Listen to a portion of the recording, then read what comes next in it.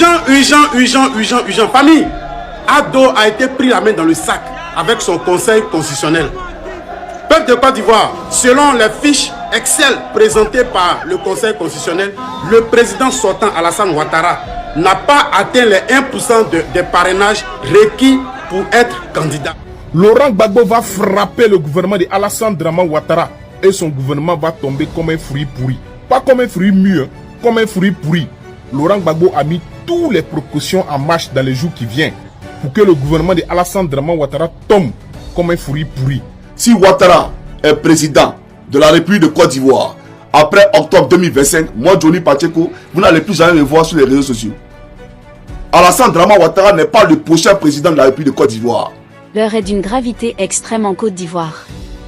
La situation sociopolitique devient alarmante et suscite l'inquiétude à tous les niveaux de la société. Les activistes politiques, déterminés et vigilants, observent de près les manœuvres du président Alassane Dramane Ouattara qui cherche, coûte que coûte, à briguer un 4e mandat controversé. Partout dans le pays, la colère monte, la tension gronde, et une question brûle toutes les lèvres. Vers quelle destination la Côte d'Ivoire est-elle en train de s'engager? Le rejet de la candidature de Laurent Gbagbo et de Tidjane Thiam a déclenché une véritable onde de choc, libérant une vague de frustration et de révolte dans les rangs du peuple. Au cœur de cette tourmente, une interrogation persiste et alimente les débats. Comment se fait-il que la candidature d'Alassane Dramane Ouattara ait été validée, alors que celles de figures emblématiques de l'opposition ont été écartées sans ménagement? Ce paradoxe nourrit le doute, exacerbe la méfiance et plonge la nation dans une inquiétude profonde quant à son avenir politique et démocratique. Urgent. Famille, Ado a été pris la main dans le sac avec son conseil constitutionnel. Peuple de Côte d'Ivoire, selon les fiches Excel présentées par le conseil constitutionnel, le président sortant Alassane Ouattara n'a pas atteint les 1% des parrainages requis pour être candidat. 85 668 parrainages, soit 0,87% de l'électoral. Ça ne nous étonne pas du tout. Parce que on s'est posé la question depuis très longtemps. Lorsque nous on faisait nos parrainages au PPAC là, lorsque aussi le PDCI faisait son parrainage là, le RHDP n'avait pas encore désigné son candidat. Ado n'avait pas encore dit qu'il allait être candidat. Il était en Europe, il était en train de zouker. Mais facilement comme ça, lui débarque. Et on nous dit que non, lui, son parrainage est fini, tout et tout. Même Awa Domelo, à quel moment il a fait son parrainage? Awa Domelo qui nous a lâché il n'y a même pas 2 semaines. À quel moment il a eu son parrainage? Peuple de Côte d'Ivoire, donnez vos avis dans les commentaires. Ceux-là, non, cette année-là seulement là, l'opposition va se battre jusqu'à ce qu'on récupère notre pays. Ils ne vont pas nous mentir comme ça. Les propos de cet activiste mettent en lumière les manœuvres troubles et répétitives d'Alassane Dramane Ouattara pour s'imposer dans la course présidentielle, malgré le rejet massif de son projet de 4e mandat par une large partie du peuple ivoirien. Le constat est clair, le Conseil constitutionnel, instrumentalisé et soumis à la volonté du régime, a validé des parrainages qui, selon les documents évoqués, ne respectent même pas le seuil requis. Un véritable scandale politique, révélateur d'un pouvoir qui ne recule devant aucune manipulation pour se maintenir. Au-delà des chiffres contestés, cette situation confirme ce que dénoncent depuis des années les forces vives. Ouattara utilise les institutions républicaines comme des outils de prolongation de son règne, au détriment de la transparence et de la démocratie.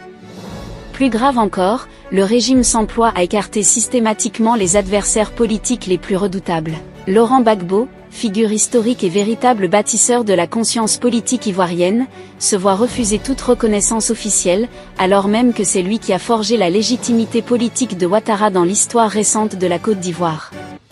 Tidjane Thiam, quant à lui, subit le même sort, exclu par un processus biaisé qui cherche à neutraliser toute alternative crédible. Ces manœuvres ne trompent plus personne. Derrière l'apparente légalité, c'est un scénario écrit d'avance. Alassane Dramane Ouattara contre personne, pour assurer la continuité d'un régime en perte de souffle, mais accroché au pouvoir par la force des institutions domestiquées. Le peuple, quant à lui, n'est plus dupe. Comme l'activiste le souligne, l'opposition est désormais déterminée à se battre pour reprendre le contrôle du destin national. L'heure n'est plus aux illusions, face à une confiscation du pouvoir, seule la mobilisation citoyenne et l'unité de l'opposition peuvent contrer les dérives autoritaires. En refusant de reconnaître Gbagbo, en éliminant Thiam, et en se frayant un chemin illégitime vers un 4e mandat, Ouattara prend un risque historique, celui de plonger la Côte d'Ivoire dans une nouvelle tempête politique, où la volonté du peuple se dressera implacablement contre la ruse du pouvoir. En plus, il n'a aucune reconnaissance envers Laurent Gbagbo. Laurent Gbagbo, quant à lui, est le monument que Ouattara a choisi de nourrir de la monnaie de l'ingratitude. Car en fait, Laurent Gbagbo a risqué plusieurs fois sa vie pour Ouattara. D'abord, une première fois, il risque sa vie dans le cadre du Front républicain, en 1995. Au nom du panafricanisme, l'intégration africaine, il défend Ouattara et accepte de sacrifier sa candidature à l'élection de 1995, qu'il boycotte, par solidarité avec Ouattara, qui est exclu. Laurent Gbagbo va risquer sa vie une deuxième fois pour Ouattara, parce que l'aile radicale du pouvoir Gbagbo des années 2005 a très mal vécu la signature du décret après l'accord de Pretoria entre Laurent Gbagbo, Guillaume Soro, Thabo Mbeki. L'aile radicale du FPI d'alors a très mal vécu la signature du décret en vertu de l'article 48 de la Constitution de 2000, par lequel le président Gbagbo autorisait exceptionnellement Alassane Ouattara d'être candidat. Laurent Gbagbo aurait pu être assassiné par l'un des siens.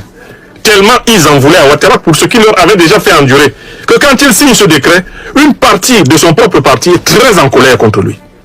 Ils sont là, ils peuvent témoigner. Vous savez, il y a des leaders qui ont été assassinés par leurs radicaux. On parle parfois de Yitzhak Rabin en expliquant que Rabin a été tué par quelqu'un qui lui en voulait parce qu'il avait accordé aux Palestiniens des avantages que les radicaux et bien sionistes ne voulaient pas voir accordés aux Palestiniens. Ils ont tiré sur leur propre ministre, ils l'ont tué. Laurent Gbagbo a risqué sa vie là, en 2005, quand il a signé ce décret. Et par la suite, sa vie, elle va être fortement menacée lorsque, appuyé par l'ONU et la France, Alassane Ouattara risque de le tuer dans sa résidence, eh bien, présidentielle. Troisième fois. Très bien. Alassane Ouattara a une ambition contre Laurent Gbagbo, c'est de l'humilier jusqu'à la fin de ses jours.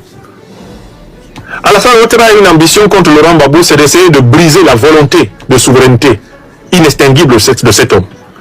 Et ce qu'il déteste chez Gbagbo et chez Soro, c'est le fait que ces deux hommes d'État, en particulier, ne se sont jamais soumis à ces quatre volontés. Ils se sont toujours tenus droit devant lui. Et Alassane Ouattara n'aime pas qu'on se tienne droit devant lui. Alassane Ouattara, comme l'a dit l'ancien Premier ministre, perd son âme. Charles Konan Banny fait partie de ces gens qui conçoit l'amitié uniquement en termes de soumission. Si tu es son ami, soit il te domine, soit tu le domines. C'est pour cela qu'il est soumis aux néocolons français, aux impérialistes occidentaux, et il estime que les Africains doivent être soumis à lui. Parce qu'il est soumis quand il est plus puissant que les Africains. Alassane Ouattara est un individu génuflexiste. Il ne respecte que les rapports de force. Tu es plus fort que lui, il se soumet.